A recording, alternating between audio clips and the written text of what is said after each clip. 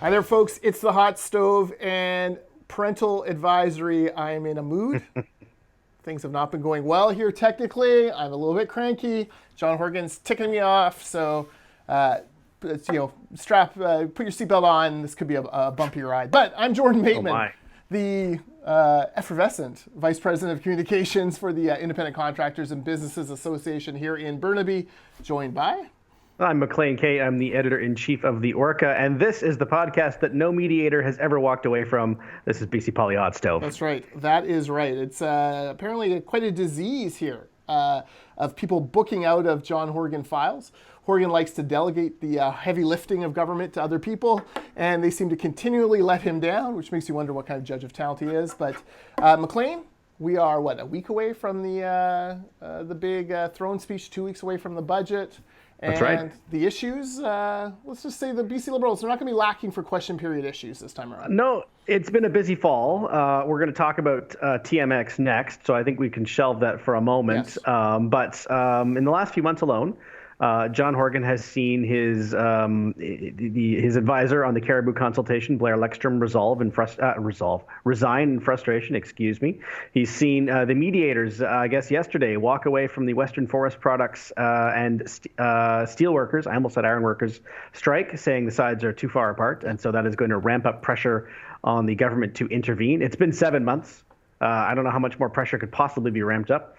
The Unistoten and those Wet'suwet'en hereditary chiefs who are opposed to Coastal GasLink have turned away the Indigenous Affairs and Reconciliation Minister and the Premier's handpicked ambassador, Nathan Cullen, after, I guess, a day or two of talks. They still want to meet with the Premier. And yesterday, or was it yesterday? I apologize. The government announced it is canceling the Innovation Commission, shuttering it after 2 years. This is interesting for a couple of reasons, most of which involve the CASA agreement with the Greens. Creating this was actually a condition of the Greens supporting this minority government. So shuttering it, with supposedly a year or so before an election is at the very least curious. Looks to me like a government that is wanting to save as much money as it possibly can. Yeah, okay, well, let's come back to that in a second, because I had not heard that, and it begs a number of questions. But first, let's go to the issues you laid out. What I love about all of these guys booking out is that John Horgan brought them all in with maximum fanfare. These are the problem solvers. He brings in Blair Lekstrom, former BC Liberal MLA and cabinet minister, the guy who resigned over HST. This is my guy. He's not an NDPer, but he can bridge the gap. And it shows how welcome and opening I am to hearing other opinions. Lekstrom makes 12 recommendations or whatever. Horgan rejects all of them. Lekstrom books out. You have Vince Reddy. If there's one person in British Columbia you want to deal with a sticky negotiation issue, it's Vince Reddy. Vince is the guy. He's the deal maker. He's the man.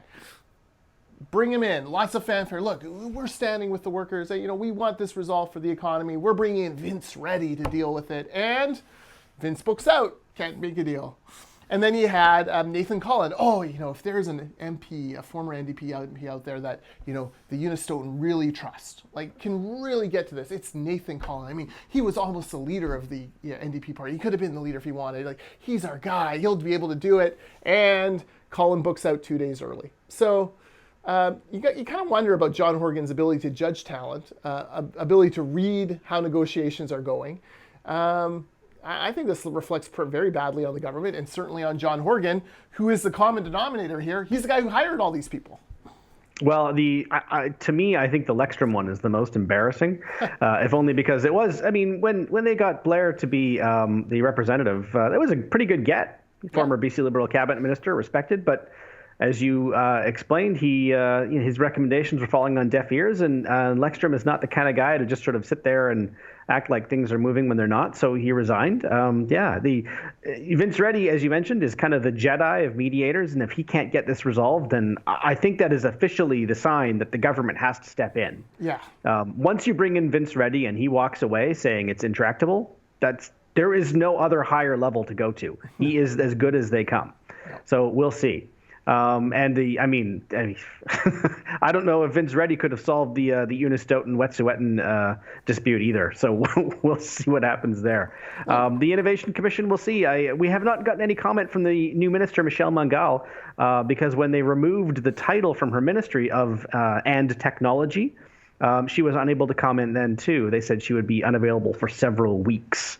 I assume until next week when session starts. So as I say, the Innovation Commission is not a hugely important thing. It's only that it is they've shuttered the name technology from the ministry, which is weird, and also B, it was a part of the deal with the Greens. Yeah, and it follows the pattern of closing those Asian trade offices as well. Yeah, right. Which, just 3 weeks or 4 weeks before, the NDP had been touting as, important pieces of the overall puzzle of increasing exports and imports from Asia.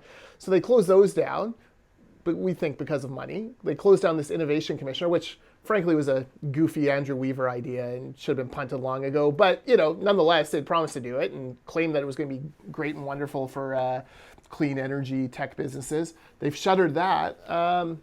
It makes you kind of wonder what's going to come out in this budget a couple weeks from now, what other little surprises there'll be in there. Well, I think that they have moved they've looked in every nook and cranny. They desperately want this to be a balanced budget. Mm-hmm. And from what I can't remember if it was Keith or Vaughn, I apologize. One of them said they had heard that this is going to be the most razor thin surplus that we've seen in this province in a long time, which is, we'll find out in 2 weeks. But that means there is just zero room to maneuver. There's no wiggle room. And if you're the BCTF, for example, there's even less possibility that they're going to come through with a big check with everything you're asking for. Yeah, exactly. Well, we didn't even talk about another of Horgan's boneheaded hires, David Eby running ICBC, which was supposed to make $1 billion turnaround this year. Pretty safe to say, we haven't seen the budget documents, that they're not going to hit that target. They're now 2.5 years into managing this corporation, 2.5 years since ICBC had to pay dividends to the government. And if you recall, the reason why ICBC was broke, they said, was because the BC Liberals were pillaging it. Well, the pillaging stopped 2 years ago, and things have done nothing but get worse and more expensive. These all add up. And for a government that, like you said, desperately needs, from a public fiscal management point of view, needs to look like they're balancing the budget. Yeah. They're not going to they may get there, but by Q1 of that budget, it may be clear that it was more wishful thinking than actual smart financial planning. You raised a really good point on ICBC, and it wasn't even something that we had discussed as something to talk about before session. But I think the NDP have miscalculated a little politically on ICBC. Yeah. I think they were content to brand this as a BC Liberal problem. I think that ship has sailed. Yeah. I think this is now their problem. And even if you grant, what did you say, that the BC Liberals had pillaged ICBC? Yeah. Even if you accept that as true, the amount that government took out of ICBC would not have made ICBC solvent. The problem is bigger than that. The problem is structural at ICBC. Yeah. And the NDP's unwillingness to even sort of acknowledge that, I think, is going to reflect poorly on them. Yeah, I think that they'll be banging their head against the wall over and over again on this. Look, every day there's someone else on Twitter who tweets out, like, just got my car insurance, I've been a safe driver, and it's gone up $2,200. Tarnjeet Parmar from News 1130, one of the most recent ones. I like to find those and then retweet them with the, Tarnjeet's got a case of the EBGBs, but that's, nonetheless, it is going to fall on them. Look, for all the pillaging, air quotes for those of you listening to the podcast later, for all the pillaging the BC Liberals did, it was about $1 billion over 6 years. Not great. Not $1 billion a year. $1 billion over 6 years. Now it's been 2 or 3 years since that stopped, and ICBC's finances have done nothing but worsen. So. David Eby is not the mastermind he thinks he is, and he maybe needs to spend more time in hot yoga thinking about ICBC solutions. And the most obvious solution is open it up to competition. Get the government out of this crazy business, anyways. Because again, I've said this 1,000 times. The biggest problem with ICBC is that you have politicians running it. Whether it was SOCRED, NDP, BC Liberal, whether it was the Clark Liberals, the Campbell Liberals, the Harcourt NDP, they all have the same problem. Politicians aren't good at running insurance companies. So few of them have. Yes. It's not exactly, it's not a normal human skill set, right? Like, it's a hard business, right? Like, it's not something that, just because you get elected in, whatever, Vancouver what is it, Vancouver West End? Is that, no, that's Spencer. Point Grey. Vancouver Point Grey. Oh, I got elected. I ran a civil liberties office for a few years. That does not give you the kind of practical on the ground experience. So you rely on people who don't really care about the political calculations. They care about other things, kingdom building partly. It's bureaucratitis. You got to deal with all these issues. Yeah, budget's going to be fascinating to watch. We're looking at the housing start numbers where they're projecting that. We're looking at the cost of all of these. This downturn in the real estate market. We'll be looking, of course, at the bottom line, and we'll be looking to see, where the business taxes have come in, and are they planning to try to increase them again? Employer health tax. We also don't talk about they double dipped for a year, some MSP and all the employer health tax. That double dip is over, so they're going to lose some of that MSP revenue. These will be interesting things to watch in that budget. I think, the budget is going to be where all the interesting things come out. The throne speech is just, it's going to be a lot of pretty words. Speaking as somebody who wrote a couple throne speeches, it's going to be a lot of pretty words. There aren't going to be a lot of big announcements. Everything is going to sound nice, right. And people like me are going to look very hard for things to report on in it. And unless they have a major change in direction, there's just not going to be much to see on Tuesday. They're going to say that they're fighting for the little guy and all of the messaging. And again, all governments do this, so it's not even particular to the NDP, but there's not going to be a lot concrete in there, is what I'm trying to say. Yeah, they'll be. They're not going to make the shift to the Gordon Campbell, the cupboard is bare throne speech, which was not exactly the most inspiring of messages. All right, well, we'll look forward to that. By the way, 2 weeks from today, or 2 weeks from yesterday, Tuesday, February 18th, that is Budget Day. McLean and I will broadcast live from just after the lockup ends at 1:45 p.m. on the Orca Facebook page, so you can watch us there, and we'll give you our very, very early ponderings of the budget. We're looking forward to it. We'll find out a lot more in 2 weeks. Yes, Family Day the day before. That's how big this is. McLean and I need a day, a 3-day weekend ahead of time. Because they moved it. In order to prepare emotionally for Budget Day. So watch for that. All right, let's talk about court stuff. Let's talk Trans Mountain. This is the single most significant decision in resource development politics and First Nations relations in years. The Federal Court of Appeal throwing out the case of 3 Vancouver area First Nations, saying, nope, consultation has been done. You cannot use consultation or as some sort of a hurdle or speed bump or veto of these projects. Canada's gone above and beyond, and this project needs to go forward. First Nations say they're going to appeal to the Supreme Court of Canada. Reading the legal analysis, it seems like this is a pretty rock-solid Court of Appeal. They quote from Supreme Court documents. It feels like the Supreme Court will likely refuse to hear this, and that this will be the set law. This is huge for Trans Mountain. So there's the micro. Trans Mountain's going to get built. It has the approvals now. It can go forward, whether John Horgan likes it or not. All the tools are gone. There's one tool in the Premier's office, but that's another story. But you have that's the micro. But the macro is, hey, there's actually a glimmer of hope for other people who want to propose projects in Canada that do, affect First Nations land. There is now some goalposts as to what consultation has to look like, what it has to include, and that they can't just run out the clock and try to veto it through claims that consultation hasn't been had.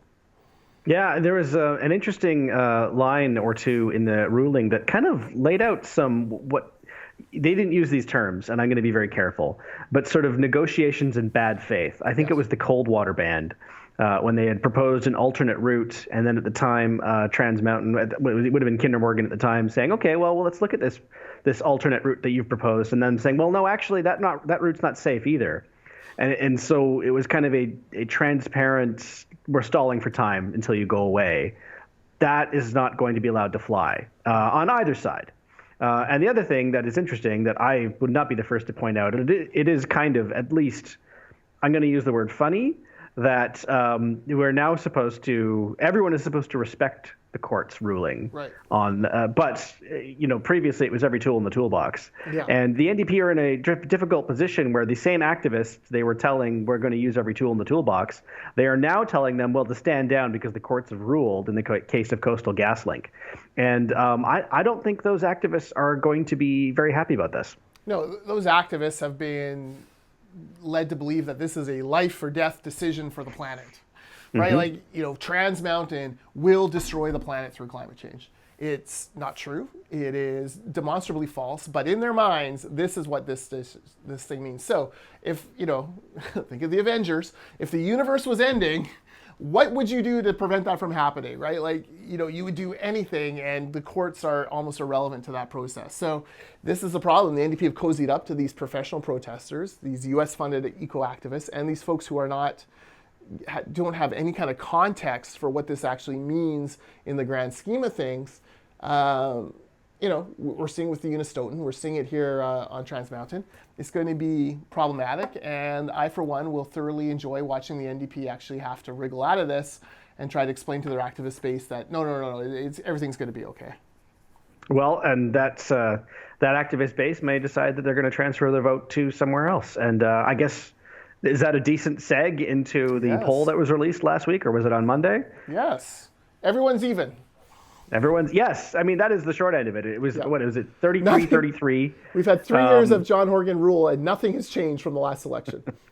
And it had the Greens at, I think, 17%. And the thing that was interesting, and I think you'll agree, was that the BC Conservatives, and now it's my turn to use the air quotes, were polling at 7%, which is a phantom. It's the Conservatives are the phantom menace provincially in this province, because it's not really a functioning provincial party. They have occasionally played the role of a spoiler, most notably in Courtney Comox in the last provincial election. And but the point is that the BC Conservatives have never polled at 7% ever.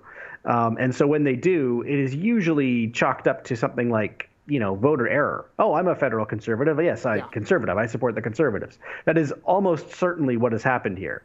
Barring some unforeseen movement that you and I just do not see. So the NDP are saying that it's a tie, and the media reporting is a tie because it is. But I think a lot of that 7% that went to the BC Conservatives in this poll is going to drift BC Liberal. Yeah, look, the Conservatives last time got less than 1% of the vote. They don't even run candidates in every riding. So you may have 7%. You may very well have 7% of people saying, yeah, I'd vote for a Conservative candidate, but there won't be one in their riding. In the end, we just came out of a federal election where the Conservative Liberal brand was split. That is no longer the case. We come together to defeat the NDP in this province every 4 years, and we've been remarkably successful at it, except when we vote split, and those lessons have not been lost. But what it says to me is, for all the personal approval ratings for John Horgan, for all of the Jeff Megsian maneuvers behind the scenes to try to position Horgan as this, wonderful, warm and fuzzy guy who, he's just out there for the little guy. It's really done nothing. It has done nothing because we are exactly where we were at the 2017 election. My sense is probably, both the NDP and Liberals have room to grow. The Liberals won't be bogged down by the unpopular Christy Clark at the doors. The NDP will be trying everything they can to devour that Green vote. But nothing has changed. And anyone who thinks that you're getting an election now, I think you're crazy. And I thought the telling thing was, yes, this poll was paid for by the BC Liberals, but the NDP themselves said, yeah, that kind of mirrors the internal numbers we have. Yeah. It mirrors the NDP's internal numbers, and it mirrors what everyone has been suggesting is the case all along. I think it's confirmed what we all think. And you've hit the nail on the head. I do not think we're going to be seeing an early election. I have argued that I think the NDP have kind of peaked electorally. I don't see a lot of room for growth for them in terms of seat counts. Yeah. I could be wrong. Yeah. But here's the thing. I think the NDP see the same thing that I do. I think that they know, and that the Bob Dewars and those kinds of people in the room are saying, and in fact, he did say in the last NDP convention, we did not win the last election. No. We have to remember that. Fewer seats, fewer votes. Yeah. Yes, we're in government, and yay, but we have to remember that we got here not by accident, but there's a lot of happenstance and things that rolled their way. Yeah. Yes. One upset tummy by a future Green leader. Later, they're in power. The 10, like they took 10 ridings, 10 swing ridings from the BC Liberals in the Lower Mainland. They probably took 10 of the 14 swing ridings. It's highly I think unlikely. it's accurate. It's highly unlikely they're going to get that number again. It may go back to 7-7. It may flip back the other way to the Liberals. Who knows? The NDP are also, they're in tough, right? Because they are in a multi-front war. They have to fight the Greens on the Vancouver Island, especially the southern Vancouver Island. The Liberals really on Vancouver Island have a shot at maybe 3 seats, legitimately. Michelle Stilwell's, Ida Chong's old seat, which is Andrew Weaver's, right? Yes. And Comox. They have maybe a chance of 3, maybe 4. So they're not going to put all those resources there. So a lot of the NDP, a lot of that voter base there is split between NDP and Greens. Then you have Northern BC, which is, even Claire Trevina, who I know is on the island, but Northern Ireland, she might be in a little bit of trouble based on where this is going. Well, the strike, I think that's going to be a problem for them in that riding. Totally, and you start to kind of look at rural BC, and the NDP have ignored it completely. And then you have the Lower Mainland, where the Greens are a little bit of a presence in Vancouver, but not really. Unless they run an Adrienne Carr, who would be crazy to leave her gig as city councillor. They're not going to make a inroads there. So you have that multi-front war. That stops resources. That makes your vote less efficient. And you're right. These guys have to find 5 or 6 seats somewhere on top of the ones they won. They have to hold everyone they had and find another 5, and that's going to be tough to do. Yeah, the phrase I like to use is reversion to the mean, which is that you brought up the 14 swing seats. They're not the NDP is not going to almost sweep, for example, the Tri-Cities forever. Yeah. It's just barring a complete historical shift, which is not impossible, but barring something along those lines, there's at least going to be some trade-off, usually. And the NDP has to not just come out even in that trade-off, they have to come out ahead. Yes. And it is difficult there are a lot of things that have to happen in a campaign, and they could, but there's a lot of things that would have to fall their way. Yeah, and I think of Surrey, right? You can only get rid of the tolls on the Portman once. You can only lie to the taxi industry once about whether you're going to support rideshare or not. You can only, lie about getting rid of the portables in Surrey once. Like, that stuff stacks up, and it's not like there's going to be a Surrey hospital open in time. Transit, the SkyTrain line's not going to be extended in time. There's going to be remarkably little to show in the swing ridings. Well, and the teachers, they may not show up and vote for the Greens or the BC Liberals, but they're probably going to be less willing to be your foot soldiers for things like door knocking and volunteer hours. So the warts accumulate when you're in government. That's true of any government, and the NDP just has less room for error. Yeah, and then you have the young drivers who will sit there in those suburban ridings. Now, sure, young people don't drive downtown. That's kind of the myth.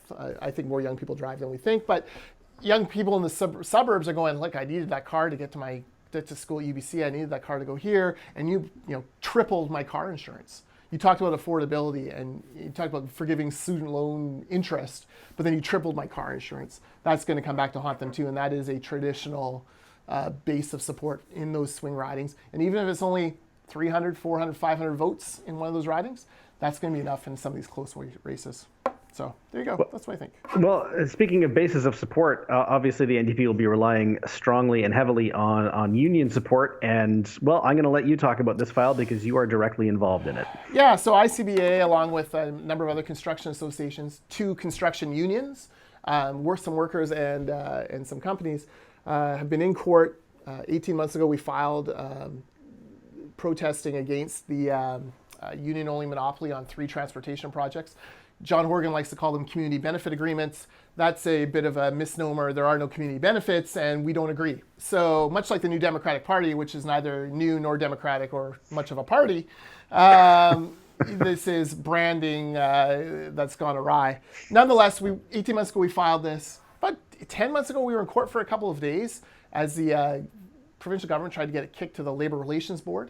Of course, the difference between the Labour Relations Board and the court is the NDP appoint the Labour Relations Board, and Labour Relations Board won't look at whether or not a minister has erred in violating people's charter rights. We wanted it in court. They wanted the Labour Relations Board. There was a decision handed down 8 months ago that both the judge who handed the decision down and our coalition thought meant we would have a court date this week We had a week of court time set aside. We were going to finally argue the merits of this. Bear in mind, the merits of this have never been argued, but we were ready to do it. And then out of the blue, the government said, no, you should reinterpret this decision you made and kick it back to the Labor Relations Board. The judge had painted himself into a corner, doesn't really have a way out, so he did just that. We're going to appeal to the Court of Appeal because he erred in this.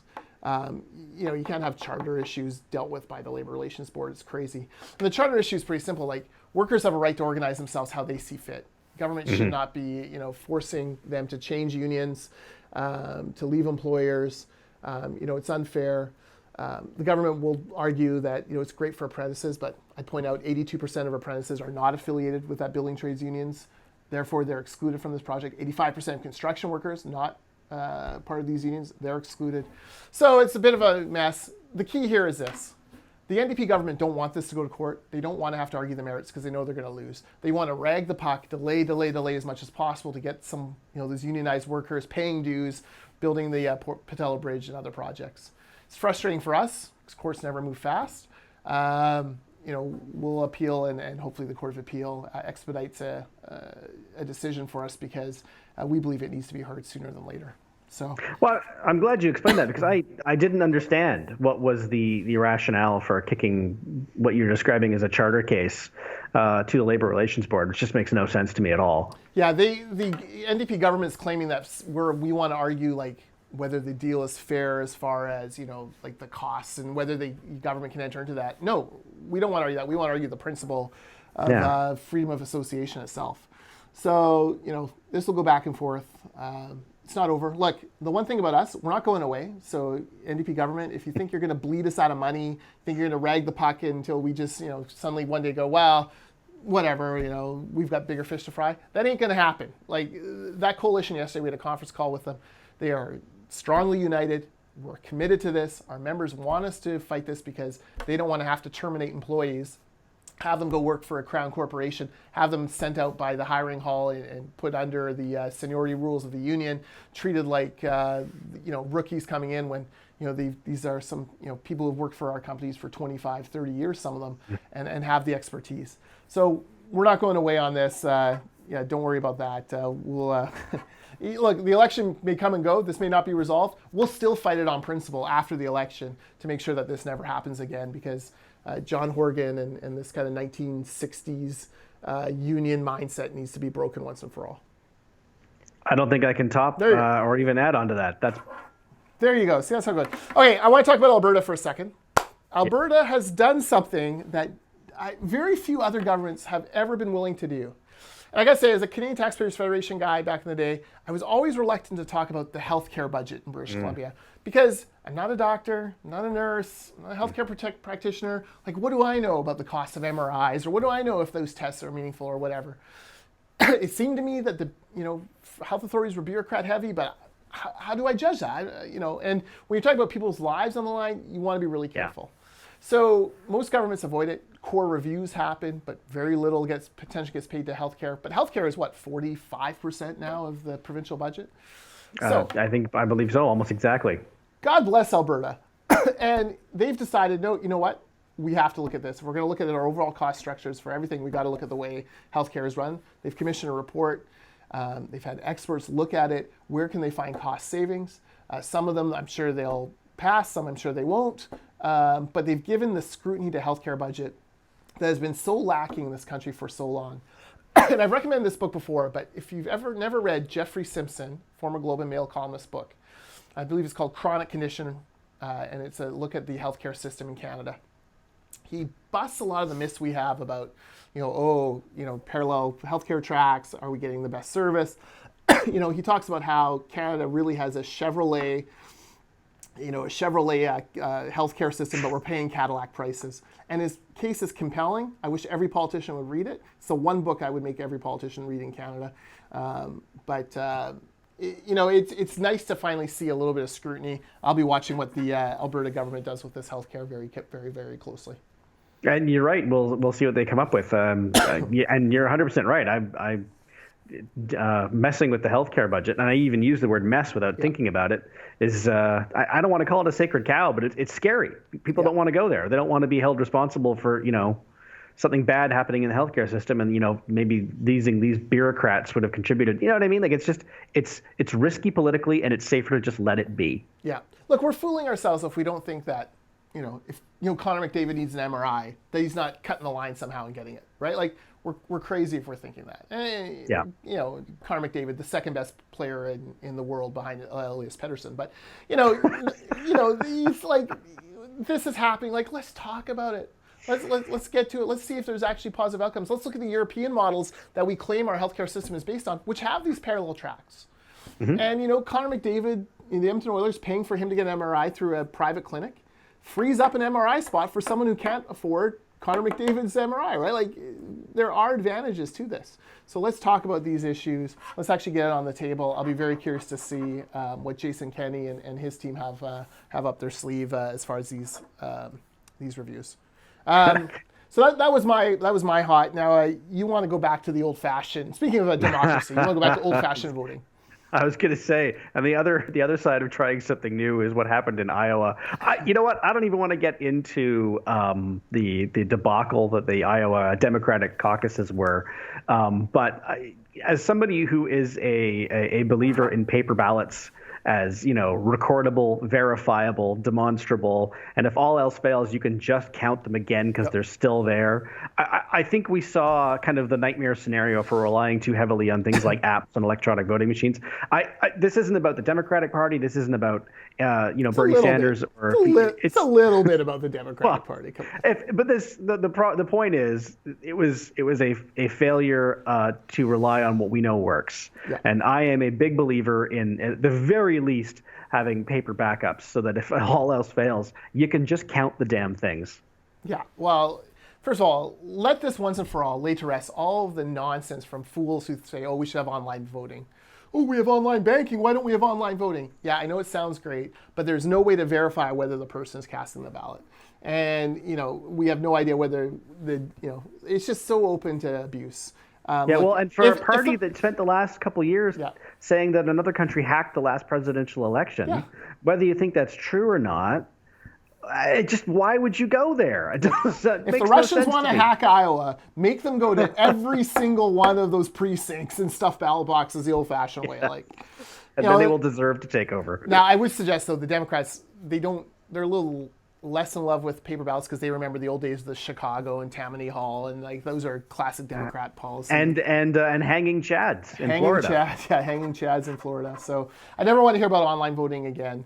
I also think this, I'm hoping I'm torn on the whole Iowa caucuses thing because I do have like a bit of a political nerd dream trip, sort of where I thought, the next time that both nominations are open, I'd like to go to Iowa for a period of time and run into these people. But look, the bigger issue here, McLean, is these Democrats, they're going to screw this up, aren't they?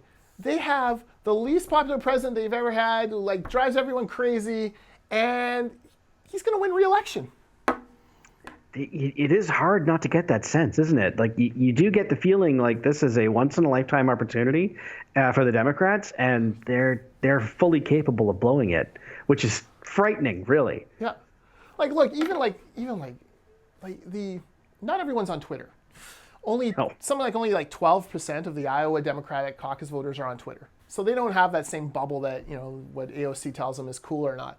But even that meme last night of Nancy Pelosi ripping the State of the Union speech in half. Oh, it's a great gif. Yeah, we love Pelosi. Oh, she's a political strategist, mastermind, genius, whatever.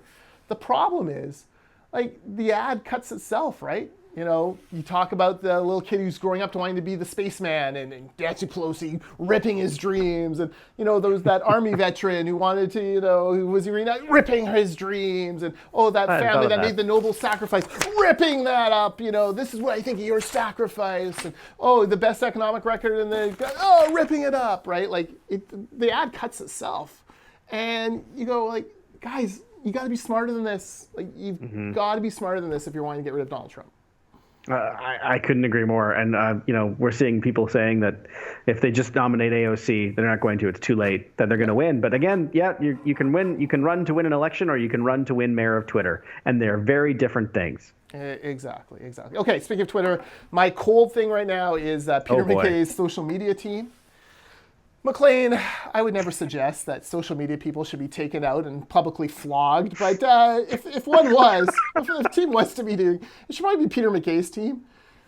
The stuff he is putting out is the most eye-rolling, lame-ass, boring stuff. Like, first of all, you got like this, like, we are Canadian because we are, or I love Canada because we are Canadians. Like, what? Yeah. We're warriors on ice and sand. Do you know what Ronald Reagan got away with saying? What would this country be without this great land of ours? Yes. What? But because he's Ronald Reagan. He's Ronald Reagan. And he didn't do it on Twitter. Even then, it doesn't make any sense. He didn't do it on Twitter. And then you come around to this, like, okay, so we're going to land our first blow on Trudeau, right? This is Peter McKay's first punch. Justin Trudeau, 8 years ago, expensed some yoga, $500 or $800 of yoga fees. What the hell? Like, come on. Like, guys, where were you this last election? He did a lot worse than yoga 8 years ago. Yeah, and I mean, he expensed it, and it's public, and it was to the party, I think. So, like, I don't care, and neither should you, is the lesson here. I don't know. It drives me crazy. I mean, if you want to talk about stuff, talk about how Trudeau's hair is a different color than his beard and what that might mean. Well, I mean, I resemble that remark. You'll be gray soon enough. You've got a kid. It's coming. Getting there. It's coming. All right. Anyways, Peter McKay's social media team, ice cold. Fire them, Peter, if you haven't already, although I sense you probably have. Man, I really hope they're not friends of mine. I have no idea who the social media team. If you're friends of mine, sorry, but come on, you got to be better than that. Yeah, no, if they are friends of yours, they know what they did. And speaking of knowing what they did, our heritage minister briefly floated the idea, either if you're a conspiracy-minded person, this was a trial balloon that fell over like a lead balloon. If you're like me and tend to think that it's usually a screw-up rather than a conspiracy, I think he just got caught talking. But it looked as though the government of Canada was going to regulate and license media outlets, which, I mean, I shouldn't laugh because it's a terrible, terrible, terrible idea, but it's also, it just wouldn't work. As somebody, this would apply not just to domestic, but to foreign news sites. As somebody else pointed out on Twitter, what were they going to do when, I don't know, CNN, BBC, the Istanbul Times, they went to them saying you have to apply for a license and pay the government, and they just said, yeah, no. We're fine. Now then, are they then going to demand that Canadian internet service providers block those sites? Yep. Because that's not something democracies do. No, look, what bothers me about this issue is, first of all, it starts with a Rebel Media thing a little bit earlier in the week where Ezra releases some videotape of him getting questioned by Elections Canada officials, retired cops. And it's like, I watched it with this morbid fascination. First of all, Norm Spector told me to watch it, so I do what Norm Spector says. I didn't watch. I do not watch any Rebel stuff, like hardly ever. But when Spector's like, "This is hilarious. Everyone should watch it." All right. And ostensibly they're questioning Ezra, but Ezra's really just shredding them, like questioning them, like just so obnoxious. But I guess he put out a ebook or something during the campaign, and Rebel, oh well, books are exempt, but Rebel is a new, quote unquote news source and it's advertising and blah blah. It's stupid. It's Elections Canada being heavy-handed and ridiculous, but that kind of lays the foundation. A couple days later, then you get this minister who just looks like such a fool. And it takes a lot for me to say, bring back Melanie Joly as Canadian Heritage Minister. But, this is sort of where you go on it, right? Like, what is he thinking? Now, the aforementioned Norm Spector does say, like, look, in Quebec or in France, there is a little bit more, like, I guess culturally they do license certain media outlets and stuff like that. Yeah, well, guess what? I've just spent, 2 weeks hearing lectures about how the next prime minister, conservative leader, must be bilingual in order to reach out to both sides of the culture. This heritage minister also needs to be bilingual and reach out to both sides of the culture and understand that in English Canada, and I think in French Canada as well, we value freedom of the press. If you don't like what you're hearing, don't listen to it, don't subscribe to it, block it on Twitter. It's perfectly fine never to see Ezra Levant's name again, but that's not the government's job to decide. I like to think, as I say, that this minister just sort of talking out of the side of his mouth and getting caught. I actually don't think this was a trial balloon. I think the people in the prime minister's office, even just politically, are too smart for that. why would you antagonize the media, which I think have been, on the whole, largely more friendly to them than the opposition? Why would you go out of your way to start picking fights with the media by telling them you're going to license them? I don't see it. I don't think they're that dumb. I do think that this minister screwed up big. Yeah, it's not a great start. He'll be peeling that back for years to come, and Yeah. it's a great conservative campaign ad because freedom of speech. Freedom of speech, Oh, I think he said it. Yeah, is something that people do care passionately about. Maybe not as much as the Americans value it, but it is a core part of a democratic country. So I think that's it. Anything else? I think so. No, I think between your tech issues and having to talk about something that was you were involved in, wow, that's There you go. It's like you got through it. It's almost firsthand. It's almost like we're making news here. We'll get our license. We'll find out. Not just breaking it, but making it. Yeah. Look, one more point on that. Like, Elections Canada needs to be smarter on this too. I mean, going to court, the Federal Debate Commission goes to court to try to stop rebel media from, going to, just who cares? Like, the one thing I've learned on, from time on social media is don't feed the trolls. And I'm not saying that everyone involved in rebel media are trolls, but the idea there being, don't give them oxygen. Don't give them, and it seems like the government is, always doing the opposite. Like, what's the issue we can give Ezra that you can make the most political hay and money out of at any given time? And, all right, let's do that, right? It's so ridiculous. So, yeah, well, you're right. They haven't been able to. Usually the answer when you're in government to organizations or people like that is to pretend they don't exist. Yeah. Because what they want is the government, the heavy hand of the man, to be seen putting them down because they just can't handle the truth or whatever. Yeah. It's just phasers on ignore. It's much more effective. You're not giving them what they want. Yeah. But it's harder to do. Yeah, no, absolutely. And and when you get faced with a question from them, just answer politely and move on. Yeah. That's the best way. Anyways, next week, I haven't talked to McLean about this, but I was thinking we have Build X, which is the big construction show here in Vancouver, Wednesday and Thursday. So maybe we'll tape Tuesday after Throne Speech. Sure. And then it'll be sometime in the afternoon. So hopped up on NDP excitement, I won't be able to control myself. So it'll be great. What could be better? I feel like we're going to struggle to fill that episode, but we'll find out. I guarantee we'll be more entertaining than the Throne Speech itself. Well, probably. And I'm kind of looking forward to commenting on a Throne Speech immediately afterwards, rather than sweating it for the month or so beforehand. That's right. And will the Lieutenant Governor bring Macduff, the vice-regal dog? It would improve things. I would enjoy that. All right. That's it for us on Hot Stove. We will see you all next week. Next week.